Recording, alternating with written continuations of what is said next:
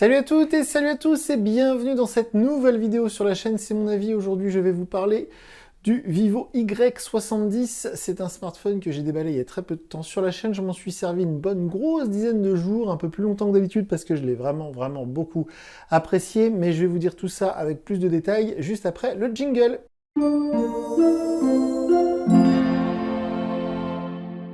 Donc comme je vous disais, j'ai passé une dizaine de jours avec ce Vivo Y70. Le Vivo que j'ai dans la main, c'est le premier smartphone de cette marque que j'utilise, que je déballe, que je manipule parce que j'avais jamais eu de Vivo dans les mains. Je connaissais déjà cette marque.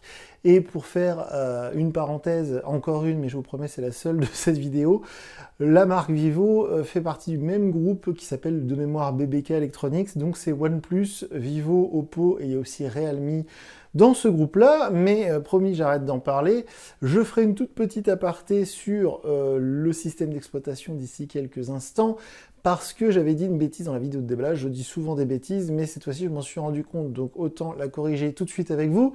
Mais j'imagine que si vous regardez cette vidéo, c'est que vous êtes intéressé par ce smartphone. Et je vais vous spoiler tout de suite la fin de la vidéo en vous disant que j'ai adoré ce téléphone. Ça fait très longtemps que j'avais pas autant apprécié un smartphone Android. Mais avant de résumer tout ça, on va rentrer dans les détails, dans vraiment ce que j'ai apprécié et ce que j'ai moins apprécié, les petits défauts que j'ai réussi à trouver à ce smartphone qui est pourtant vraiment très bon. Je rappelle avant tout ça qu'il est proposé à seulement 279 €, c'est vraiment pas cher. Je ne suis absolument pas sponsorisé par cette marque Vivo. Je l'ai acheté, comme vous l'avez vu dans le déballage, je l'ai acheté chez Boulanger. Je suis pas du tout sponsorisé par Boulanger non plus. Mais voilà, quand j'apprécie un produit, je le dis. Quand je les apprécie moyennement, ce qui était le cas aussi du Realme, qui est du même groupe qu'il y avait longtemps, je le dis aussi. Donc ce Vivo, je l'ai beaucoup aimé. Et pourquoi je l'ai beaucoup aimé? Bien en premier, parce qu'il est grand et léger. Alors je sais que je suis peut-être l'un des seuls à attacher de l'importance au format et au poids du smartphone que j'utilise, que je teste. Dans la vidéo où je vous parle de l'iPhone 12, vous avez été très nombreux à réagir sur le fait que je déconseille l'iPhone 12 Pro Max parce qu'il est trop grand, trop lourd. Tout le monde m'est tombé dessus, mais ça c'est pas grave, j'ai l'habitude. Et ce Vivo, eh bien justement, je l'ai beaucoup apprécié pour ça parce qu'on est seulement à 170 grammes. Ça fait très longtemps, mais vraiment très longtemps que j'ai pas eu un smartphone aussi léger en test. Surtout un smartphone, je dirais, presque haut de gamme. Parce que, je vais en reparler juste après, mais les performances offertes par ce Vivo sont vraiment dignes d'un haut de gamme. Donc on est seulement à 170 grammes, il est vraiment léger quand il est en main. Alors effectivement, les mauvaises langues diraient que c'est parce qu'il est tout en plastique, il n'y a pas de verre, il n'y a pas de métal. C'est pas faux. Mais une chose est sûre, c'est qu'en main, il fait pas de chip, et pourtant il est très léger. Il est très grand, mais pas trop non plus. Ça aussi, c'est quelque chose que j'ai apprécié. Parce qu'aujourd'hui, on a des très grands smartphones, et quand ils sont en plus épais et lourds, alors là, c'est une catastrophe. Ce Vivo Y70, je l'ai aussi apprécié parce que l'autonomie est excellente. J'avais un peu peur de l'autonomie. Au final, elle est vraiment pas mauvaise. J'avais peur de l'autonomie parce que vu que le téléphone est assez léger, assez fin et pas trop grand, la batterie est pas énorme. Eh bien, elle suffit à tenir 2 jours sur une charge. Je l'ai beaucoup utilisé ce téléphone. J'ai fait de la navigation avec ma voiture, donc avec Waze. J'ai pris plein de photos, j'ai eu mes réseaux sociaux, etc. Je vous assure que l'autonomie est vraiment pas mauvaise du tout. Et en rebondissant là-dessus, l'autonomie de toute manière, si vraiment vous arrivez comment dire, à en arriver à bout, eh bien vous pouvez le recharger très rapidement parce que ce Vivo Y70 bien sûr est compatible charge rapide. La charge rapide marche très bien, le chargeur fourni dans la boîte suffit et on peut presque avoir 100% en 1 heure environ. Ça marche vraiment top. Donc là vraiment autonomie, j'arrête de dire vraiment, je répète beaucoup ce mot, vraiment l'autonomie est très bonne, la charge rapide ça marche. Je reviendrai après à un truc qui m'a un petit peu gêné concernant la recharge de ce téléphone. Mais pour l'instant, on parle des choses qui m'ont plu. Il est très performant aussi, ça, c'est une vraie bonne surprise. Alors avec 8 Go de mémoire vive, on pourrait quand même s'attendre à ça. On pouvait pas... Enfin, moi, j'espérais de toute manière qu'il soit performant, mais il est vraiment... Encore une fois, je dis vraiment performant.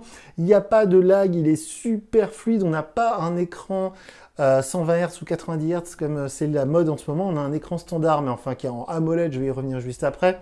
C'est très fluide, ça marche très bien, les performances sont vraiment au top. Si vous voulez faire du jeu avec ce téléphone, il y a même un mode jeu, donc ça c'est typique Oppo. J'ai retrouvé un truc du Oppo que j'avais testé, enfin bon bref, je vais en parler juste après. Ça c'est un très bon point, ça marche super bien et quand je l'ai utilisé pour les premières minutes, pour les premiers jours, j'ai eu l'impression très franchement, d'avoir un vrai smartphone haut de gamme, 500, 600 euros. La dernière fois que j'avais eu une si bonne impression avec un smartphone Android, c'était le Xiaomi Mi 9T, donc pour vous dire que ça remonte un petit peu. Aussi, ce que j'ai apprécié sur ce téléphone, c'est donc évidemment l'écran AMOLED. Il y a un très grand écran, pas trop non plus, parce que le téléphone est d'une taille, je dirais, raisonnable. Et l'écran AMOLED, c'est un gros plus. J'adore ces écrans AMOLED. Il n'y a pas photo, c'est 1 million de fois mieux que les écrans LCD. Alors les écrans LCD en ce moment, c'est un peu le revival du fait de la mode des taux de rafraîchissement à 90 ou 120 ou 144 Hz sur les smartphones. Mais là, on a un écran AMOLED standard. Le taux de rafraîchissement est de tourner aux alentours de 60 Hz, donc 60 fois par seconde, ce qui pour moi est largement suffisant. Et les couleurs sont vives, les noirs sont profonds. Vous voyez, j'ai activé ce mode sombre là sur cette interface FunTouchOS dont je vais parler dans un instant. L'écran est de toute beauté, en plein soleil, on voit super bien, les photos ça rend bien, j'adore et je valide cet écran et merci Vivo d'avoir fait le choix d'un écran AMOLED sur un smartphone à ce prix-là. Ensuite, et justement, je viens d'en parler, on va parler 5 secondes de... c'est pas vraiment le système d'exploitation, c'est plutôt l'interface. Le système d'exploitation, évidemment, c'est Android dans sa version 10. Et l'interface, celle-ci, chez Vivo, elle s'appelle FunTouch OS. Dans mon déballage, je disais, de toute manière, ça va être la même chose qu'il y a sur Realme et sur Oppo, parce que tout ça, c'est la même maison, et je les vois mal aller faire des choses très différentes, alors que ça paraîtrait logique, économiquement parlant, d'aller mettre un peu, plus ou moins, la même interface sur tous les smartphones du groupe. Eh bien, je disais une bêtise, parce que ce FunTouch OS, même s'il ressemble quand même beaucoup à du Realme UI, ou du ColorOS chez Oppo, eh bien, ce FunTouch OS, il a quelques petites différences, quelques petites améliorations, enfin, en tout cas, moi, j'ai remarqué des petites choses qui m'ont beaucoup plu dans ce FunTouch OS. Par exemple, j'essaie de vous montrer, mais je galère un petit peu, le menu général, le menu des réglages. En fait, je ne sais pas si vous allez voir dans la vidéo, mais il y a déjà d'une, il est bien organisé d'une manière logique, et une chose que je n'avais jamais vue auparavant, c'est qu'en fait, en dessous des items principaux dans le menu, vous avez une petite phrase qui, à chaque fois, vous indique des choses pertinente. Par exemple, quand vous êtes dans le menu, il n'y a pas besoin de rentrer dans le menu batterie pour avoir l'information qui reste plus de 2 jours d'autonomie. Alors il est un peu optimiste là parce que j'ai mis le mode avion, hein, mais normalement c'est pas 2 jours quand il vous reste 44%. Bref, pareil dans le stockage, il vous dit qu'il y a 14% utilisé sur 110 Go, etc., etc. Donc j'ai trouvé plein de petites choses de ce genre-là, c'est un exemple parmi tant d'autres, qui m'ont fait dire que ce FunTouch OS, il a été développé avec intelligence et qu'ils l'ont testé avant, qu'ils ont fait des efforts. C'est pas une simple photocopie de ColorOS chez Oppo ou de Realme UI chez Realme. Donc ça, c'est un bon point pour Vivo. Il se démarque pour moi à ce niveau-là. Et aussi à un autre niveau, au niveau du design, qui est vraiment un peu plus sympa que sur le Realme 7 que j'ai testé il n'y a pas longtemps. On voit qu'il y a un effort qui a été fait, il est vraiment sympa à l'œil, c'est pas la révolution, mais il est vraiment sympa, ça présente bien, ça se différencie un petit peu, pas trop non plus, on va pas être trop enthousiaste, mais voilà, je trouve ça fait plutôt haut de gamme, milieu de gamme, ça fait sympa. Il y a une coque offerte, je ne l'ai pas mise, moi je mets jamais de coque, mais même si vous mettez la coque, je pense que vous aurez quand même ces jolis reflets un peu bleu clair. Il y a une version noire, hein. De toute façon je pense qu'il y a beaucoup de gens qui vont l'acheter en noir, ce Y70. Mais je trouve qu'au niveau du design, c'est assez fin, c'est assez réussi. Ça fait un peu haut de gamme, même si évidemment les matériaux ne sont pas haut de gamme puisque c'est un châssis en plastique. Mais la tromperie est bonne, ça fait vraiment... pour moi, c'est du tout bon niveau design également. Et enfin, j'en termine par les choses qui m'ont beaucoup plu sur ce Vivo Y70 avec la partie photo. Je vous mets, comme d'habitude, sous la vidéo YouTube, je vous mets un lien vers ma galerie Google Photos. Je vous encourage vivement à aller visionner les photos si vous vous intéressez à ce Vivo Y70. Vous pourrez voir à quel point les photos sont réussies. J'étais vraiment épaté de voir, parce que je suis toujours un peu dans l'a priori. Et là, quand j'ai déballé le téléphone, et même quand je me suis renseigné sur la fiche technique du téléphone, et j'ai vu que le capteur 48 mégapixels, celui de chez Sony, qu'on retrouve quasiment sur tous les modèles chinois en ce moment, même chez les concurrents comme Xiaomi, eh bien je me suis dit, bon, on va encore avoir plus ou moins les mêmes photos qu'on a d'habitude, c'est-à-dire des photos, ok, plutôt jolies en plein soleil, etc., mais qui manquent de détails, qui manquent de couleurs, etc. Eh bien non, pas du tout. J'ai été vraiment surpris. Je pense que niveau logiciel, il y a eu un vrai effort.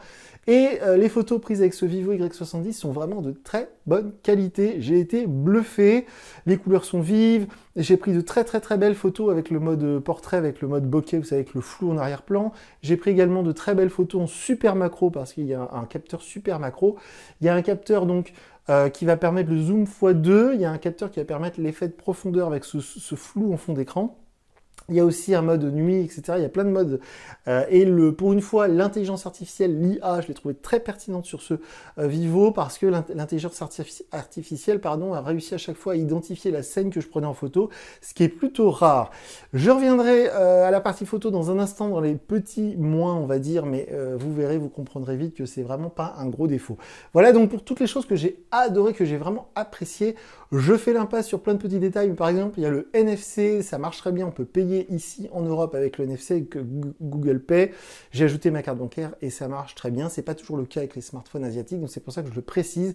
Là, il y a le NFC, ça marche très bien. Et aussi une toute petite précision, on pose souvent la question avec la 4G, la sensibilité 4G, le Wi-Fi, Bluetooth, tout ça, ça marche très bien. Et en plus de ça, pour une fois, c'est rare, c'est pour ça que je le précise.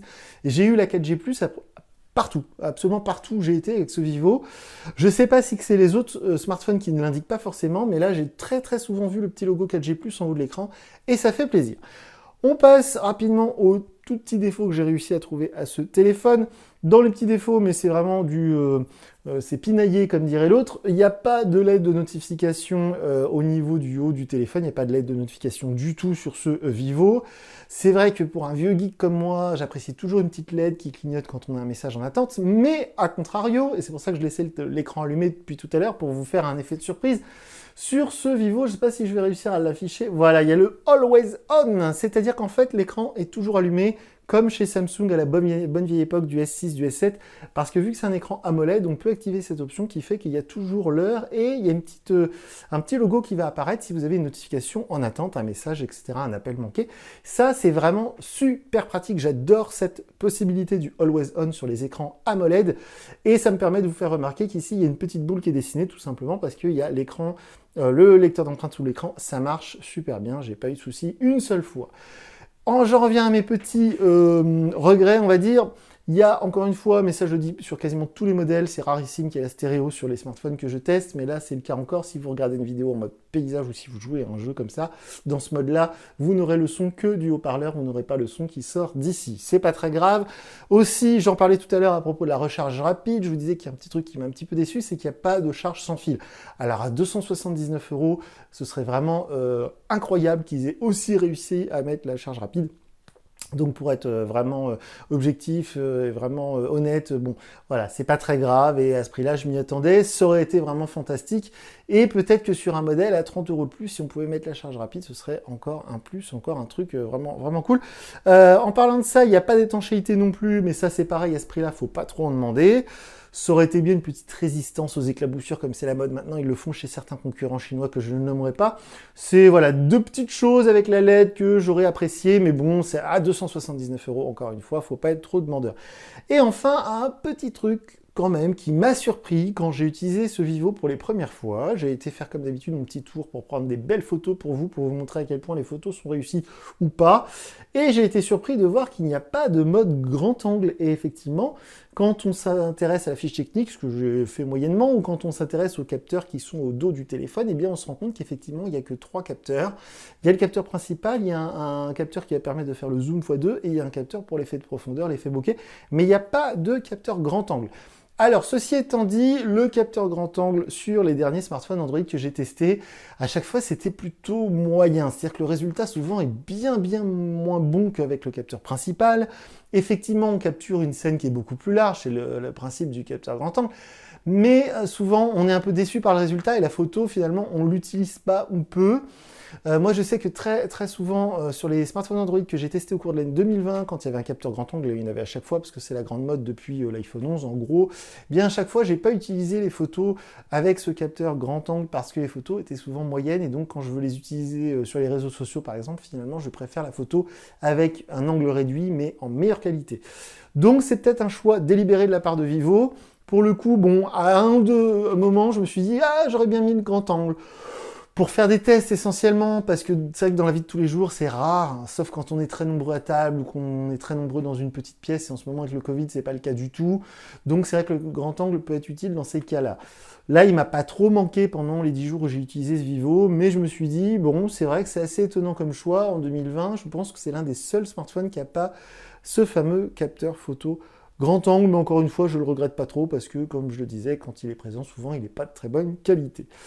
Donc pour conclure et pour résumer tout ça, ce Vivo Y70 je le recommande mais à 2000%, vraiment ça fait extrêmement longtemps que j'ai pas été enthousiasmé, je sais pas comment on dit, à propos d'un smartphone Android. Vraiment, je l'ai adoré. C'est pour ça que pour une fois, la vidéo arrive plus tard que d'habitude. D'habitude, comment dire, je fais tout ça rapidement en une semaine. Je me dis, allez hop, on passe au suivant. Mais là, celui-ci, je l'ai vraiment apprécié. J'ai vraiment aimé l'utiliser.